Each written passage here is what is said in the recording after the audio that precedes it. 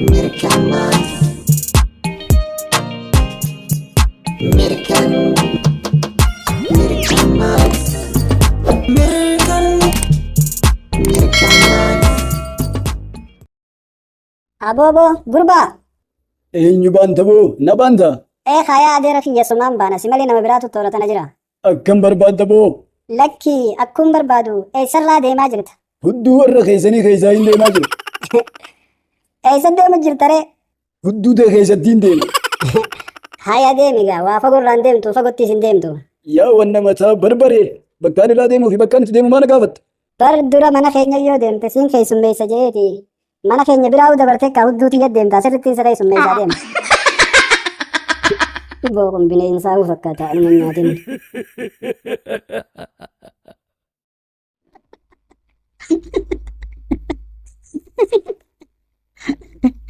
Ammoo maali Ameerikaan maraatti usteetuma kan matteessee kofalta.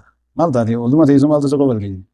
Barhaa ilmi namaa kun guyyatti isa yeroo shan maraata jaaniisa. Bar anis waa yaadadheetiif koflee bar useetuma kofallee. Maal yaadattee kofalte yoo? Tokkootu beektaa akkuma jimaan dhabamee guyyaa guutuu odoo jimaa hin tuqin raafetti. Halkan jarri tokko na dhufan jarri humniti isaanii waan biraa geessu kaniin anjalaa miti fakkaadhu jeeboo. Hoggaa kana jarri kun fuudheeti karaa baaburarra nageessee tokko afaan kiyya booquutu jette jalaa sanarra jette jeeboo. Tokko ammoo gubbaa kana qabee wal harkisa jedhe fuudhanii afaan hadii bira nakaan jedhe afaan achi gara galchanii. Baaburri achumaa fiigaa dhufee kamataan jawwee fakkaatu kun kachaayina akka amma tolchitee kun nallite jeeboo afaaniin. Afaaniillee lixeen dhaabbanne gadiin ga'ee jeeboo. Hoggaa bahe gaariin boodarraa na keessa didde. Gaariin boodarraa hogga na keessa didde. Sheftaraanni fiishkaa pirgoodha baaburri na keessaa boobu didde gaariin boodaa. Oduu isin oduu qabdaa. Hogguu kana hogganaan laga haraa nadhu maal naan je'e hoggaa fiishkaa taakka lama sadii je'eetiin afuufaa hoggaan an fiishkaa afuufee shifeerinis maashii itti naqa atiis akkas keessaa ji'i naan je'ee jedhe. Hoggaa kanaan anis ajaja isaa kana eeggadhee hoggaa inni taakka lama sadii je'ee fiishkaa afuufee shifeerri baaburaatis maashii itti naqee anis jedhe hoggaan jiru. Anaa fi jaartii tiyyaas bakkuma takkaadha fooliin addaa takka hirriibarraa baareessiteen utaalchifte jeeboo. Maali foolii akkamiyyoo ta hirriibarraa baareessitee isaan utaalchifte. Maali jaartii yoo manaa buma san wajji ilaalu jirtiin se'a hirriiba keessatti. Lakki maal manaa basa wajji ilaalu jirti. Akkuma je'etti gurguddaa kana jala guute. Maaligaa gurguddaa akkam jala guute yoo. Saboo siif hin galu waan biraati miti udaani haa.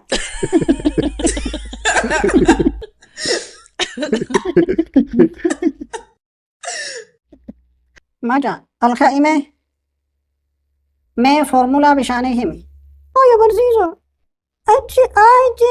HIJKLMNO. Maja maal taati maal haasawaa jirta foormulaa bishaanii himi siin jee baru. Eegaa barsiiso. HIJKLMNO. Maja akkam godhatte. Wahiin qubee naa oofi siin jee. Foormulaa bishaanii naa himin jee malee. Eegaa barsiiso foormulaa bishaanii kana H2O jenne. Oggoo kana H2O jechuun maal jechuudha duuba? Barsiisa Ingiliffatti kaa H2O jechuun kaa H hanga Oodhaa jechuudha. Aboo kun maal ta'e? H2O jechuun HO lama jechuudha mucaa maali? H hanga Oodhaa jechuu miti. Kana foormulaan bishaanii H tokkoo fi haayidroojiin tokkoo fi oksijiinii lama jechuudha. Aboo beekniitu mataa hime. Kan seenaalee yaadatturraa tan si kofalchiiftuu fi tan si ajaa'ibsiiftee mee takka nuu himi.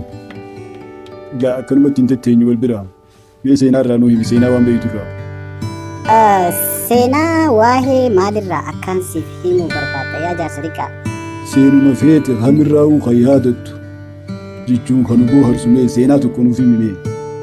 Okkee seenaan yaadadhurraa waan hin dubbisirraa jechuudha. Seenaa mala dubartii ijoo tokkorraan yaadadha. Seenaanis akkana fakkaata. Hayya eegali itti oofi siin dhaggeeffadhaa. Seenaan gurbaa tokkotu dukkaana akkuma banetti dukkaana isaa gama gubbarratti maal jedhee barreesse mala dhiiraa malli caale hin jiru jechuudhaan dukkaana isaa gama gubbarratti barreesse jechuun gabatee hularratti maxxansee jechuudha. Yeroo kana intalti bareedduun takka barreeffama kana argitee dubbistee yeroo saniif mataa loltee deemte. Ergasii booda intalti tun babbareeffattee bareedina isii hadhaan qabdu caalaa dirree baaftee dukkaana kanatti deddeebi'uu eegalte. Yoo waa bittes yoo waa bituu baattes dhufteetuma afaaniin gaafattee deebiti. Yeroo dukkaana dhuftu kan hundumarraa gurbaa kana ija jalaatiin sirritti ilaaltee yeroo inni isii ilaalee yeroo isii ilaaltu kana hundumaahuu ija isaa hordofteeti akka isii ilaale erga hubatteen booda akka nama qaanfatee takkaa'u isa jaalatee isiin isa laaluu inni argu kanatti akka nama qaanfatetti ijaan liblib gootee lafatti qabdee seeyxee baatee deemti. Akka nama waa bituufat dhuftee isa laalte yeroo ijji isaa irra dhaabbatte seeyxee odoo humaan bitanne bahuu turte. Hogguu kana gurbaan kunis ija isiitii fi haala isiin argisiiftu bareedina isiitii waliin maal akka itti fakkaatu erga laaleen booda jaalaltii gara isaa keessatti uumamuu jalqabde. Jaalaltii isa keessatti uumamuu jalqaburraa kan ka'e yeroo hunda isii arguu hawwuu eegale. Isiin yoo hin dhufne ijaan gad barbaada, yeroo isii arge ammoo ni seeqaa ni hofla. Yoosoo jiru jaalaltii sun itti cimtee isii sana gaafadhu hin gaafadhu jechuun sammuu isaa keessaa fi onnee isatti deddeebi'uu jalqabde. Yeroo kana guyyaa tokko akka carraadhaa namoonni odoo hin jirretti ganama akkuma lafaa haateen tottolfattee dhufte. Hogguu kana qabee isii gaafate. Maqaan kee eenyu? Ati intala eenyuuti? Akkami akkanattiin sirraa qabame? Gabaabumatti jechuudha.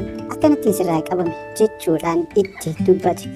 Yeroo itti dubbatu isinis maal jetteen? Ani intala abaluuti jechuun abbaa murtii guddaa biyya kanaati. Kanaafuu abbaan kiyya nama dhufe hunda diduu ture. Abbaan kiyya si heerumuu naaf hima.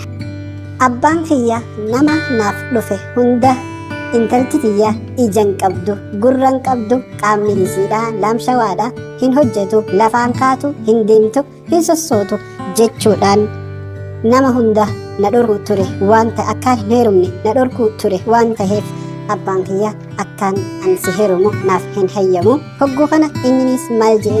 Si bareeddu tana, si akkana bareeddu, si fayyaa qabdu tana abbaan kee kamitti as ja'a jennaaniin isiinis abbaan kiyya nama qoruudhaaf nama dhugaan na jaalatu ilaaluudhaaf jecha akkas ja'a jechuudhaan akkas ja'a hogguu jettuun inninis duuba maaltu mala je'ee mala isii gaafate. Isinis yeroo kana maal jetteen? Ati yeroo abbaan kiyya akkasiin jedhe yoo waan hundumaanuu waan feete taatus naaf taati yoo ati jetteen abbaan kiyya siif na kenna, yoo ati akkas hin jenne siif na hin kennu, akkuma jara kaanetti narraa hafta takkaahuu na dhabda jetteen. Yaa odeessi bee oduu qabdatti fufimee waan ajaa'ibaati. Hogguu kana inninis miira gammachuutiin gammadee miira gammachuutiin hay dubbiin ergaa hanguma kana taate hommaan rakkoo qaba niin ja'a miti hogguu dhibbaan ja'a jechuudhaan gammachuudhaan isaan ijaan isii ilaalee isinis qaanfachaa irraan ilaaltee addaan bahanii isinis deemte. Inninis dukkaana isaa keessatti gad taa'ee haala gammachuutiin meeshaa godarra jirtu ilaaluu jalqabe. Hogguu kana guyyaa baallama itti qabatee nama fudhatee ka'ee abbaa murtii guddaa bira deemee abbaa murtiitiin intalatee akkaan fuudhuun barbaada intalatee naa kenni jechuudhaan gaafate. Abbaan murtiitis akkuma mucayyoon jette intalti tiyya ijaan qabdu, gurraan qabdu, qaamni isii laamshayaadha, sossohuu hin dandeessu, duba akkamiif fuuta?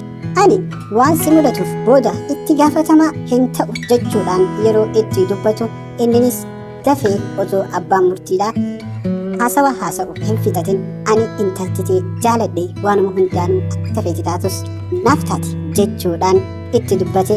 Abbaan murtiitis erga murtii gurbaan irra ga'e harke boodaan hayagaa erga siif taate boru ni kaasii godheetiin manatti siifite mana keetiin na eeggadhu jechuudhaan itti himee gurbaan haala gammachuutiin kan ol utaaluu fi fiigu haala gammachuu daangaa hin qabneen mijoo bareedduu saniin argadha jechuudhaan galee mana isaa tolfatee eeguu jalqabe. Guyyaa boromtiidhaa abbaan murtiitis intala uffata aruuzaa itti uffisee bareechee mana fidee mana yeroo ol galchee biraa deemu boodaan gurbaan gammachuudhaan ustittii isaa haala arguudhaaf uffata irraa banuuf itti deemee yeroo uffata irraa banuu dubbiin haala keessa gammachuu isaatii fi haalli ijaan arge dachiif samii itti ta'ee ijuma isaatu amanuu dadhabee wanni arge dhugaadha moo dhugaa miti manaaba keessaan jira moo manaabaa miti hamma gachiise yaa rabbi manaaba godhi jiru takka gahee baaragee utaalee lafarraa intalti akkuma abbaan jedhe ijaan qabdu gurraan hin dhageessu hammi isiidhaa akkasuma laamshayaadha kan fokkattuudha hogguu kana rifatee waan godhu wallaalee gara dukkaana isaa odoo nam tokkotti hin dubbatin deebi'ee intala bareedduu san eeguu jalqabe. Hogguu kana intalti bareedduun akka mala itti baaftee hubatee dukkaana isatti deebi'ee iddoo hojii isatti deebi'ee intala bareedduu san dhiiroo laata ni dhufti moo hin dhuftu yaa rabbi fidi maaliif akkana na goote jechuudhaan eeguu jalqabe. Hin dhaabbannee yeroo xiqqoo booda intalti bareedduun haala nama injifannoo argateetiin tan qoflitu tan seektu taatee akkuma dursan bareeddee kara dukkaana isaa dhufte. Kan arabsichaan gammaddee jetteen inninis miira gaddaatiin yaaboo maalumaan si godhe kana na goota maaliin gammade ani gaddarra hamaatiin seene jechuudhaan miira gaddaatiin isitti dubbate. Yeroo kana isinis itti kofaltee gartee kan si godhe jetteen. Hogguu kana inninis miira gaddaatiin yaaboo rakkoo sana keessa siitu na naqe ammame akkamittiin keessaa baha jechuudhaan isitti dubbate. Isinis itti kofaltee ani rakkoo sana keessa akkan si naqetti siin baasaa ammoo shartii takkaan naaf goota jetteen. Inninis maal jedheen rakkuma tana keessaa na baafnaan waan feete nin godha jedheen.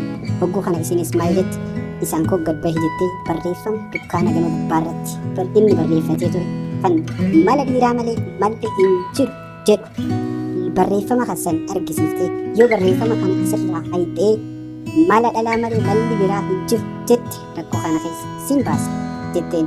Hoggaa kana inninis salphumatti kun ammaa maal rakkoo qaba ammaan guraa miti jedhee hogguma san warra waa barreessutti ajajee mala dhalaa malee malli biroo hin jiru. Mala dubartiidhaa malli caala hin jiru jedhaa barreessaa jechuun ajajee gabatee hudhaa isarra barreesse buusee gabatee kaan irra baase. Yeroo kana boodaan isinis mala tokko dhoyteef maal jetteen abbaan murtiidhaa guddaan nama kabajaa fi hedduu nama addaan filu waan ta'eef namoota harka hin qabne namoota dhibbee harka mummuraatii fi quba mummuraatiin qabaman hedduu walitti qabii isa ziyaaruudhaaf guyyaa isa ziyaartu isa dhaqii bakka mana murtiitti bakka inni taa'utti bakka namni hedduun jirutti isaan hiriira galchii takkaan dubbisiisi jetteen. Yeroo akkasitti dubbisiiftu abbaan murtiidhaa namoota akkasii waan hin jaalanneef baay'ee aara waan ta'eef inninuu waan isin jedhu ni argita haala kanaan rakkoo keessaa baata jetteen. Inninis haaluma isin jette kanaan uummata dhibbee qomaaxummaatiin qabaman baay'ee walitti qabee achi abbaa murtiitti geessee kunis adeera kiyyaa kunis kanneenis fira kiyyaa si dubbisuuf dhufnee gammachuu ati nuuf gooteef je'eenii uummanni yeroo harka isa fuudhuudhaaf itti deeman abbaan murtii yeroo harkaan fuudhayyuu harka isaanii akkuma argeen iyyee lallabee aboo gubbaa maaluma na fidde uummata jennaaniin ay fira kiyyaa bara fira kiyyaan akkamitti akkana jette adeerran kiyyaa fi fira kiyya yeroo inni jedhuun aboo an firuma feetu arkaan danda'u narraa deemiin jedheeni. Yeroo kana innis anis intala kee hin fedhu narraa fudhadhu jedheeni akkasitti rakkoo sana keessaa bahee jechuudha. Innis guyyaa akkasitti haala sanii rakkoo san keessaa bahee boodarraa intalti san borumtii itti dhufte babbareeffattee san boodaan akkaan si godhe agartee. Kanaafuu mala dhalaadhaa akkaafuu mala dubartii wanni caalaa hin jiru jechuudhaan ammaan kana ammoo odoon sittiin qabanne warra keenyaan si geessittiin fuutee mana isaanii geessitee warra isaatiin isiitii wal barsiiftee akkasitti boodarra isii fuudhee galatee jechuudha. Seenaan asirratti raawwata.